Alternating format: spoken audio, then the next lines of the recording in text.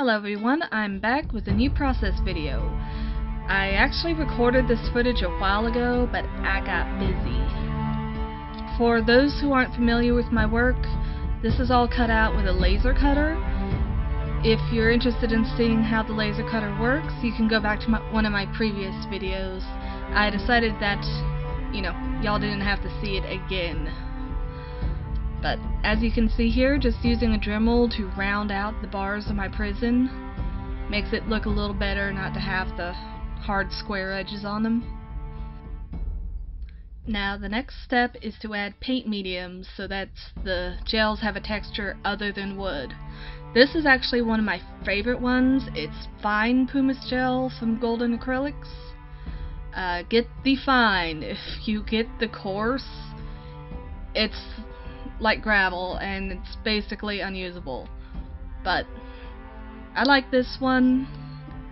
Just gives it a very fine grain, so makes it a little more stone-like, as you can see, covering every piece. And this is my second favorite, the Natural Sand from Liquitex. They also have a resin sand, which is pretty good too. It's a little rougher. But again, this is my second favorite of the paint mediums I use for these. Look at me go. This is how fast I actually work. Ignore that thing at the bottom. This is my actual work speed.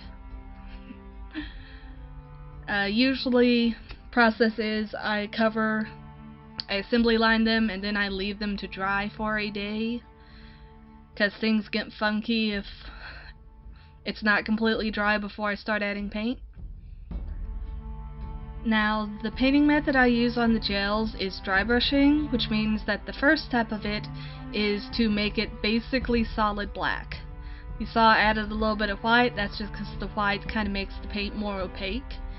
I found pretty quickly it was much easier to make sure I got black paint into all the little engraved nooks and crannies if I painted it before I put it together, rather than waiting until afterwards. Saves me having to awkwardly reach around with a brush to get odd corners. Look at me go. Remember, the bottom is a lie. This is my actual work speed.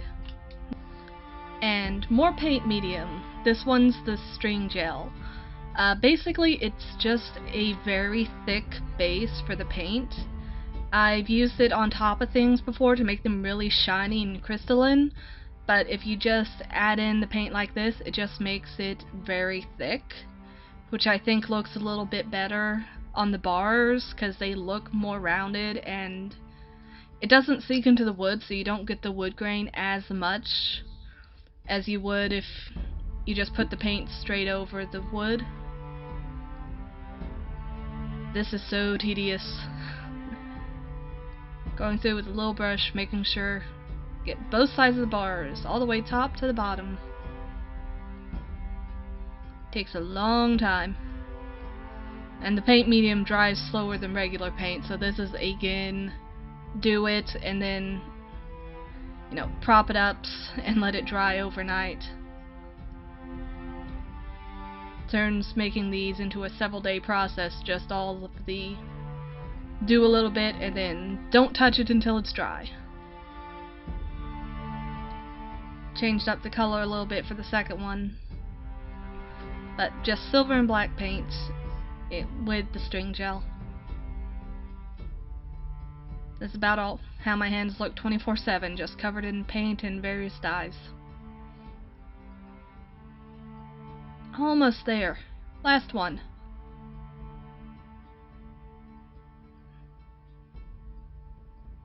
And the next day we finally get to put it together.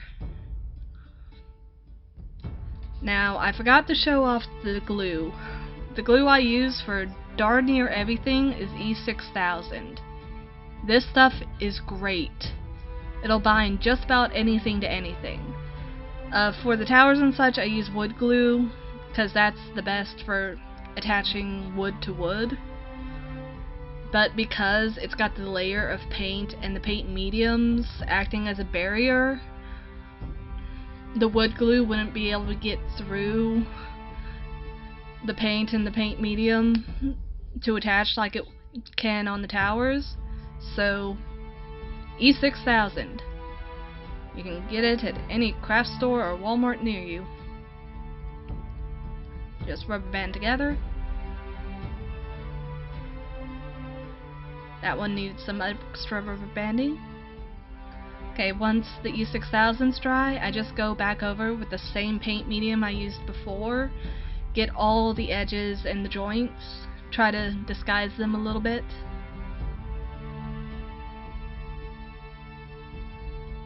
Makes it a bit more of a full cohesive piece rather than several pieces put together.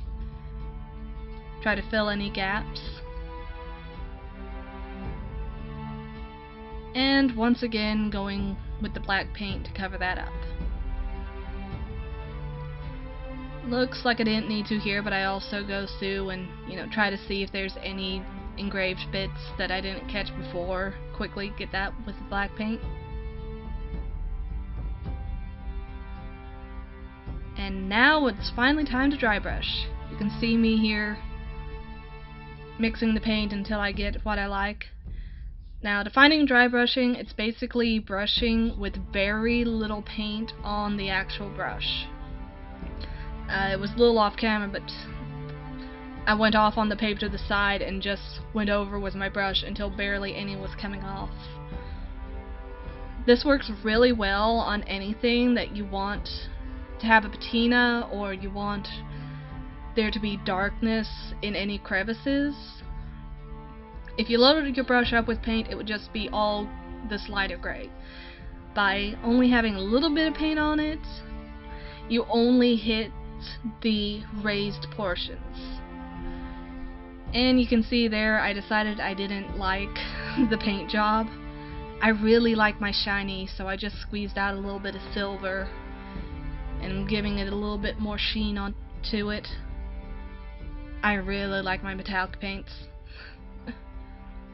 And Tower 2, once again, mixing together paint, getting something I like, and then brushing off almost all of it. Yep, this one I added the shiny to begin with. It's a little bit more reflective there.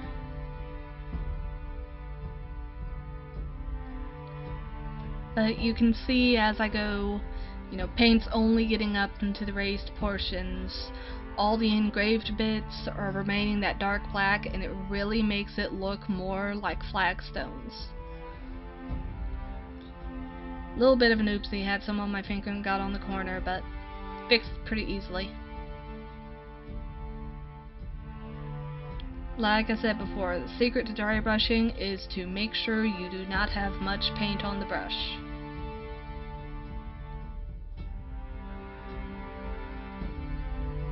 And we're done. I hope you enjoyed this video. Hopefully I'll get a new video out much quicker. You can find my art and game supplies on CrowScratches.com. I am also on Facebook, and you can purchase these through Etsy. I hope you have a great day.